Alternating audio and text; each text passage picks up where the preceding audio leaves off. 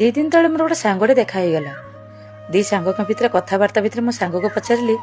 सांग गोटे कथा कह सत कथा कहबू सांग कहला कौन कहूनु तो पचारि तू लास्ट टाइम पे केबे हसीलु मो सांगटा 15 मिनिट भाविकी मत कहला लास्ट टाइम पे बोधे मु 2 मास तले हसी मुझे केमती ना 2 मास तले मोर पिलादिन सांग 2 जन देखा जाते पिलादिन कथा मन बाकी मुझे हसी हे तो तापर मु केबे हसीची मु निजे भी जानिनी कहबार कारण काम कर्म भितर आम एते व्यस्त रही जाऊँ आम हसीमा ही भूली जाऊँ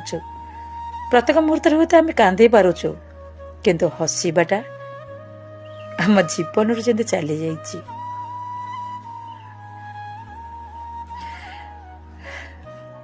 ठीक कहली ना।